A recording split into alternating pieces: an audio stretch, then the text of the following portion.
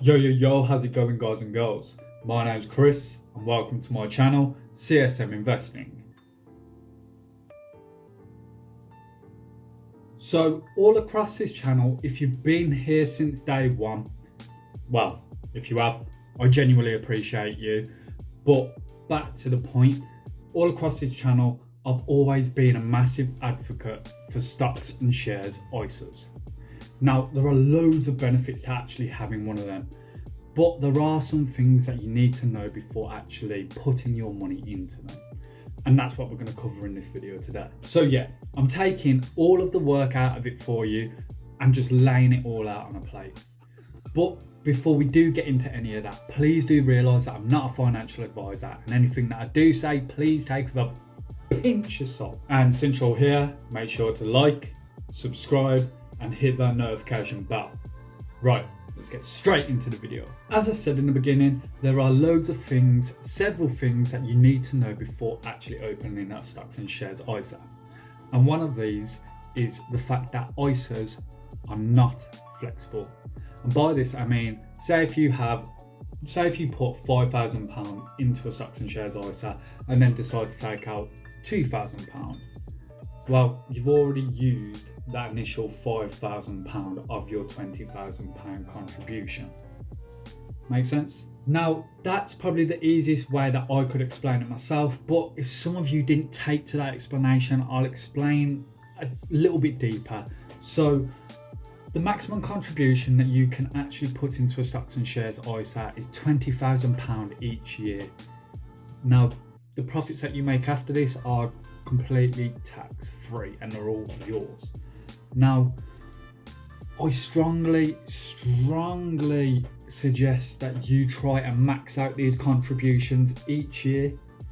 Like, I genuinely do, because that way you're able to maximize your gains. So yeah, as I was saying, it's just like the previous example. If you have £5,000 and then take away £2,000, that would be £3,000. But that's not how this works.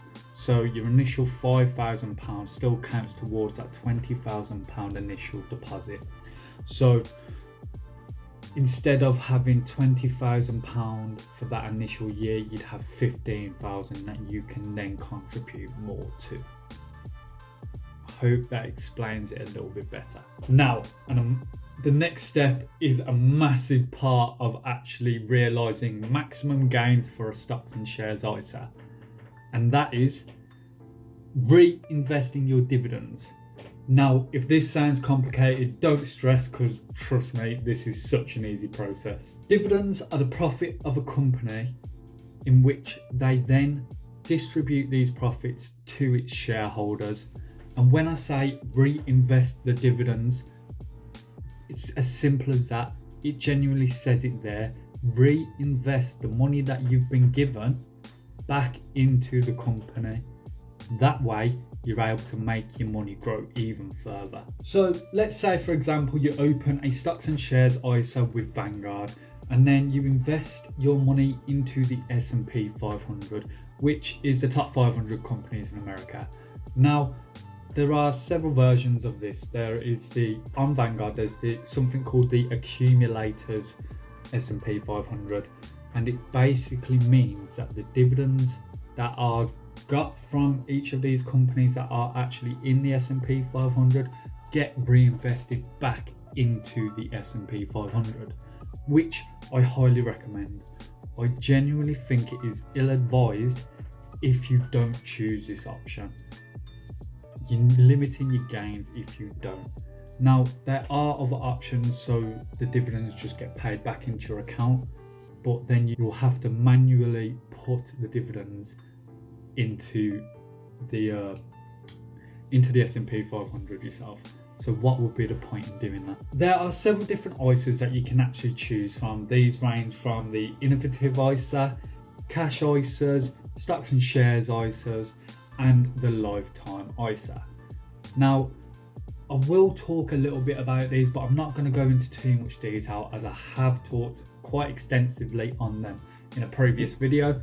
Now, the quality on that video is not great because it was probably one of my first videos that I've put out, but if you want to go and watch it and learn a little bit more, I'll link that video at the end. So first is a cash ISA, which is basically you pay into it and you basically get no tax on income. So in order for you to actually open one of these, you have to be 16, you have to be a UK resident, and you can only contribute £20,000 per year into this account. With a stocks and shares ISA, you have to be 18 and living in the UK to actually open this account. And then once you have, you can invest in shares, trusts, funds and bonds. And as I've said previously, you can only contribute £20,000 each year. The innovative ISA is an ISA that contains peer-to-peer loans instead of cash or stocks and shares. Peer-to-peer lending matches up investors who are willing to lend with borrowers who could be individuals, businesses or property developers.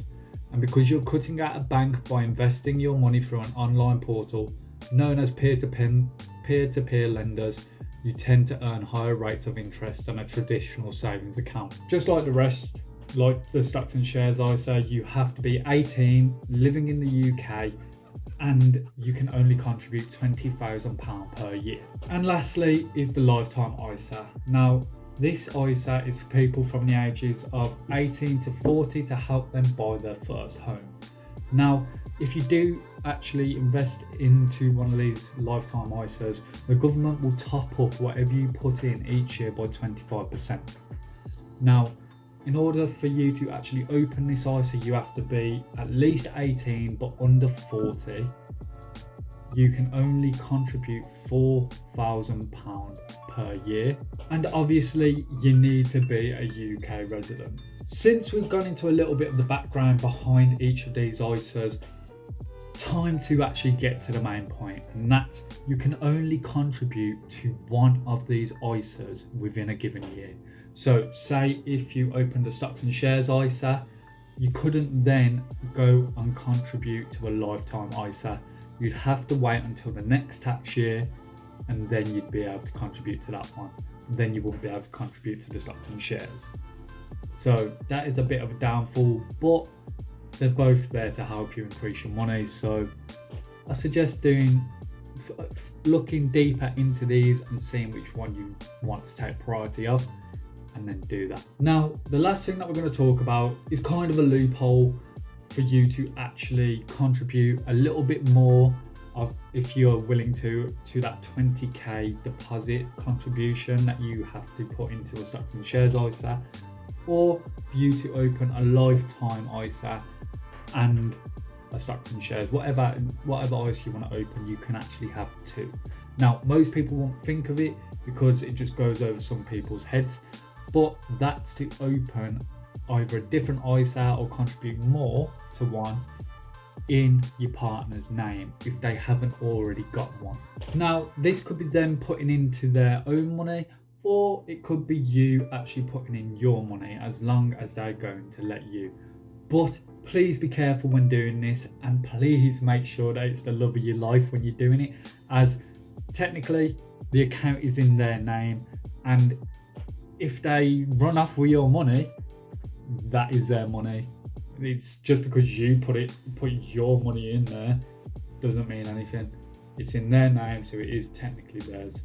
So please do be careful, and please do make sure that you trust them. You can open like a stocks and shares ISA with several different brokers, but in my opinion, the best two are Vanguard and Hargreaves Lansdown. Now, I suggest these two as they've got the cheapest prices and they're both easy to navigate. Now, I use Vanguard myself as they don't have an app. Now, some people like to have an app on their phone so that they can just, click on it and see it straight away. But because you're meant to treat a stocks and shares ISA like a retirement fund, I suggest not having an app downloaded and just use it to check up on the website every now and then, as you don't want to be checking these fluctuations because it's a long-term investment. My final thoughts here are that if you don't currently have a stocks and shares ISA, I highly recommend that you open one. Even if you're just contributing £50 a month to it, instead of just having it in a bank where you're earning 0.001% on your interest. What's the point? If you put your money into the S&P 500, on average it gives an annual return of 7%. Now, why wouldn't you want that? Be smart with your money. So take my advice or don't. That's your choice at the end of the day. But if you don't, you're going to be stuck in the rat race. I'm Chris, and thanks for coming to my channel. Peace.